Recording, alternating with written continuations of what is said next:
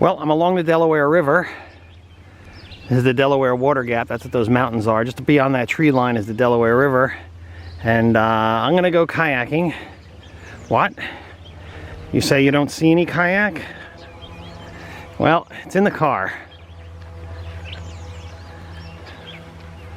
There it is, 16-foot Oru Kayak in the car. This is Old Mine Road. It's parallel to the Delaware River. It runs along it, and this is was once an Indian trail, then developed by the Dutch colonists, and now a road. So here's the kayak. I'm using a luggage rack, which I had, an old luggage hand cart, with the kayak. I've got some of the stuff I need, a waterproof bag for my electronics, camera and stuff, paddle. I brought the bilge pump, a makeshift deck bag, which is an LL Bean day pack, waist pack, and a waterproof bag, flotation, some other stuff. I've got the life jacket on. Let's see how this thing moves. All right, I've got to take it down to the out to the water. So far, so good. I've had this hand cart since the 1980s, and I've really never used it. Shortly after I purchased this, they came out with rolling luggage, which, you know, took the market by storm.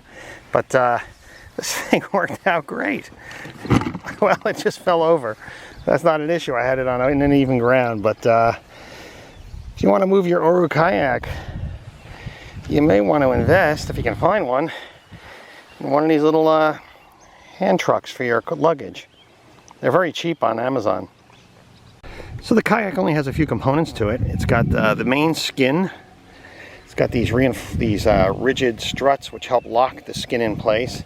A saddle, a backrest, a small bulkhead. These are not watertight bulkheads. A larger bulkhead, and this is a floor reinforcement. And there's another bulkhead that's already in here. So I'm going to put this baby together. So as I'm closing up the rear, I put a lot of the stuff that I'm not going to need on this paddle. I put the luggage rack in here, some flotation, bilge pump and all that stuff. I brought it with me, but I'm not going to need it, so I'm good to go. It took about 40 minutes to put the boat together. The Delaware is really quiet today, so I'm not going to bother with putting the bilge pump on the deck and the self-rescue stuff. The water's not too cold. It's fine. The boat went together probably in about 40 minutes. It took me a little longer. I didn't have the instructions. I forgot them. I just went with how the boat wanted to be treated, and it just went right together. I have stuff stowed in the back compartment, including the luggage rack, which I rolled this thing here with. So it's time to get on the water. Well, I pretty much got the river to myself. It's great. There's a couple of shad fishermen out there, but hey, I'll take it. It's Wednesday. I'm not at work. Not bad at all. Just me and a few jumping fish. You know, the Delaware is unique. It's one of the few undammed rivers in the U.S. They wanted to put in a dam here, not too far from here, at Tox Island Dam in the 1970s, and sportsmen and environmentalists fought it. They were going to use that water for New York City so they could flush their toilets and stuff. But they fought it and won, and they put a stop to it. And what they did was they bought up a lot of the land along the river for that dam project, and they since have converted that to parkland. So there's a nice park strip running up the Delaware. And you can, it's fantastic. Old Mine Road is fantastic for bicycle riding. It runs along the river on the New Jersey side, and the Pennsylvania side's nice too. Passes through some nice towns. I plan on coming back and doing bicycling, and since I'm paddling downstream and my car is upstream, I'll have to bicycle back to get the car later today. But in the meantime, I am just going to enjoy the Delaware River.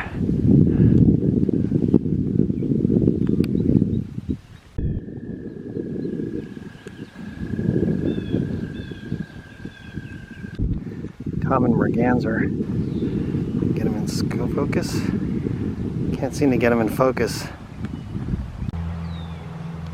So I need to get the kayak back there. It's a bit of a walk. The river's over there. I don't want to take it apart because I want to rinse it off. So I'm going to use a trusty hand cart and roll the kayak back just as it is. That luggage cart is great. Anytime I go kayaking, it's coming with me. Made transporting this easy. The kayak weighs 35 pounds. I probably had another 10 pounds of stuff with me. So that luggage cart made quick work of it. Meantime, the Oru Kayak worked out pretty good. The luggage cart to transport it was just fantastic. I got to tell you, if you have an Oru Kayak, get yourself one of these luggage carts. Save your shoulder. It was really good in the river. It paddled well. The water was flat, so you'd expect it to paddle well. I couldn't tell any difference between this kayak and a rigid kayak on this river. I'm not out in rough water. I'm not out, in the surf. I'm not out, in quartering seas and confused waters. So, I've still got to get this out on some ocean. I had it out in the ocean once. It was pretty good. It's not really a sports car kayak. You don't buy an Oru Kayak, in my opinion, because you, as your only kayak, because that's what you want. If you have a choice, you get a rigid kayak. They perform a little better. But this is a great option. I love it. Compared to a skin and frame kayak, which I owned, I wasn't too thrilled with them. I got rid of it. I don't like the idea that in salt water, the aluminum frame can seize together. You got to put all kinds of chemicals on it to prevent that. A lot of parts. I put this kayak together today without the instructions. I haven't put it together in about a year or more, and it went together okay. It took me a little while to figure it out. It took 45 minutes today. I was taking my time. I'm unhurried. It's a Wednesday. I'm not working, and I'm pretty sure I can get that down maybe to 20 minutes if I did this like every week. I have two of these. 45 minutes for two of them. That's an hour and a half. It's getting up there, but it's good. I liked it. It was a good paddle. Great touring kayak for what I'm doing. I need a kayak that folds up and I can stick in my car, under my bed, in the garage. This one can do that. You can't do that with a rigid kayak. Weight is I think 35 pounds on this, so I'm pretty happy. So here's a good shot of the inside of the boat. I'm going stern to bow. The back chamber back here. Middle chamber is pretty big. Cockpit, it's got a floor reinforcement. Up here's where your feet go. There's a trapeze that you use as foot braces. That's adjustable. You adjust these straps. Okay. Then up here you've got a front bulkhead, which is not watertight. None of the bulkheads are watertight. And up here you have space. You can stick I have air flotation bags right here. These air bags, you put them in the back. And in the front, you've still got plenty of room for gear. You could do,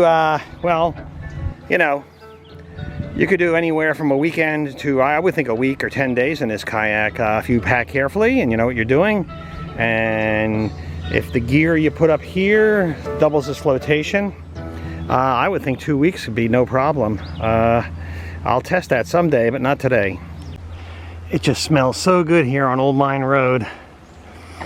Oh, that's wonderful. I've just come back from kayaking on the Delaware River, and the boat is filthy and my legs are really muddy. So people ask, how do you clean up on a little tiny trailer? What do you do? There's no bathroom in there. What do you do? So my answer is, the first thing is I carry these water tubs, basins, and they are just great for a lot of things. Washing your dishes, doing all sorts of things. So with these, fill them up with water, get a sponge, in this case a silicone sponge, and you can just scrub down and rinse off. And these are great because you can control how much water you're using. It's not a flow. You just use minimal water here, and you can extend your water if that's a concern, right? Brush your teeth, wash up, everything's going to be great. So, but there are some people who are not happy with that. There are some people who want a shower. And for those people, there is a potential option, and I'll show you what I've come up with. Down here, where I normally store the water bucket, which is multi-purpose water bucket, is on the Vistabule, this water line here, this one, this comes from the water tank below. It comes up and it goes into the water pump. So what I did, this is a Cosmo Weems exclusive. I'm sure somebody else has invented it too, but I claim it because I thought of it. So I put on a T-connector, and the T-connector allows me to divert the water. There's a valve back here. I can flip the switch and divert the water, draw where it's going to draw the water from. It'll now draw it from this hose, and you guessed it, that hose is going to go into a water bucket. And let me get that now. This is a 3-gallon water bucket. I dip my hose in there. My hose is long enough to go in there, and I can make that hose anything. Get a hose that makes you happy. Okay, so now I'm drawing water from this bucket, and I can use this sprayer to hose down my feet, my legs. There we go. Okay, I can clean up, I can wash up, I can take a shower if I want to, wash my hair, I can hose down the boat, get some of that spooge off of here to some really icky stuff and mud, and I can use this. Now, this is a 3-gallon water can, and you know, the flow rate, I clocked it, I tested this, the flow rate is 1 gallon a minute. So you're going to get a 3-minute shower out of this. And yeah, I think the first minute you can get adequately wet to soap up. Showers are all about the rinse. I got to tell you, the first minute you soap up, but you really want that rinse. And in order to get a good rinse, you're gonna need at least 2 minutes. And don't be crazy with your soap. You'll figure it out. You're good. So if you need a 5-minute shower, well then you get yourself a 5-gallon container of water. If you need a 10-minute shower, get yourself 2 5-gallons. Whatever you want to do. I think out here a shower is a little bit wasteful. I think that the tub method is probably, if your water is a concern, the tub method probably is a good way to go. So that's how you take a shower on a Teardrop trailer. You just use your hand sprayer. It's not rocket science. And you put a little diverter in down there, and you're in business. You've got water on tap. I could use the 9 gallons that are in the trailer, but I want a warm shower, so I'd have to heat up some water and put it in the bucket, and put it in a tank. It doesn't make a lot of sense to me. So I leave that alone, the 9 gallons in the trailer, and I just use my my bucket method. So I'm sure you'll adapt your own method and your own refinements. Good luck. And a clean camper is a happy camper.